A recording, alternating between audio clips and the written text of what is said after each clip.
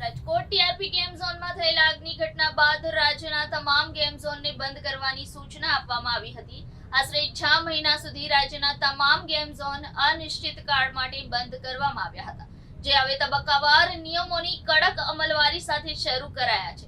વેકેશનના અંતિમ દિવસે બાળકો સાથે મોટેરાઓએ પણ ગેમ ઝોનમાં જઈને મસ્તી કરી હતી।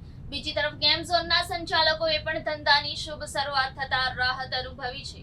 નવસારી જિલ્લામાં આવેલ 3 ગેમ ઝોન રાજકોટની ઘટના બાદ બંધ થયા હતા। તંત્ર દ્વારા સેફટીની ચકાસણી કરીને અનિશ્ચિત મુદત માટે તમામ ગેમ ઝોન બંધ કરવાનો નિર્ણય કર્યો હતો, જેને લઈને સંચાલકોને આર્થિક ફટકો પડ્યો હતો। કેટલાક સંચાલકોને ગેમ ઝોન શરૂ થયાના માત્ર અઠવાડિયામાં જ બંધ કરવાની નોબત આવી હતી। તેમને આ વેપાર નાખવા માટે કરેલું ઇન્વેસ્ટમેન્ટ પણ છેલ્લા 6 મહિનાથી રાહ જોવાનો વારો આવ્યો હતો, પરંતુ આજે રાજ્ય સરકારે નિયમોમાં હળવાશ કરતા ગેમ ચલાવવા માટે જરૂરી તમામ સેફટી ગાઈડલાઈનની સાથે આ વેપાર શરૂ કરવાની પરવાનગી આપી છે।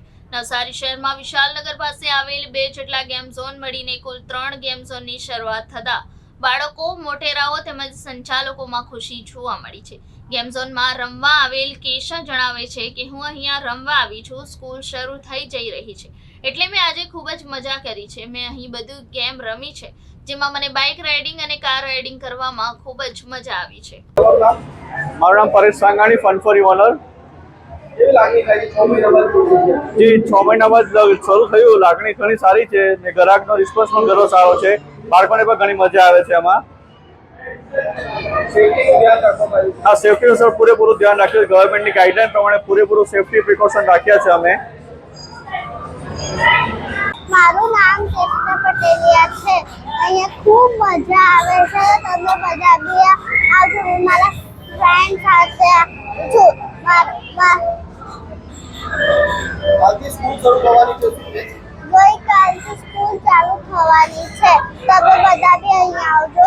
આનું નામ છે fun for you. Thank you. મારું નામ કલ્પેશ પ્રજાપતિ। 6 મહિના બાદ ગેમ ઝોન ખુલ્યા છે। ગેમ ઝોન ખુલી ગયા છે એ તો બહુ સારી વાત છે, પણ ભૂતકાળમાં જે પણ કંઈક બનાવો બન્યા હતા એને ધ્યાનમાં લઈને કલેક્ટરશ્રીએ હુકમ કર્યા હતા કે ભાઈ અત્યારે ગેમ ઝોન સેફટીના પ્રિકોશન્સ માટે બંધ રાખવાના છે, પણ હવે બધી ઘણી સારી રીતે ગેમ ઝોન ખુલી ગયા છે અને બધા સેફટીના પ્રિકોશન્સ એમના રાખ્યા છે। લાંબા સમય બાદ ખુલતા બાળકોને કેવી મજા આવી?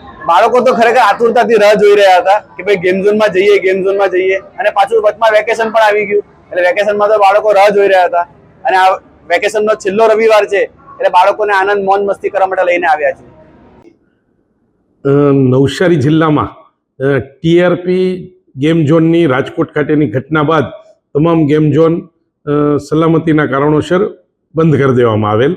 તેમની ગૃહ વિભાગ તરફથી જુલાઈ માસમાં સૂચના આવતા તે અંગેનું જાહેર નોટિફિકેશન માનનીય કલેક્ટર સાહેબ અને જિલ્લા મેજિસ્ટ્રેટ દ્વારા અમુક શરતોને આધીન ગેમ ઝોનને મંજૂરી આપવાનું નોટિફિકેશન ગેઝેટ દ્વારા બહાર પાડવામાં આવ્યું।